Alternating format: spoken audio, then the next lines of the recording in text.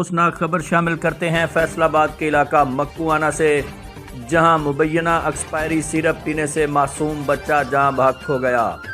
ہمارے نمائندہ عثمان شاویز کے مطابق سیرپ پیتے ہی بچے کی حالت خراب ہو گئی۔ مکوانا چوک میں واقع رندھاوا فارمیسی سے خریدا گیا سیرپ پینے سے 1 سالہ ننھا پھول مرجھا گیا،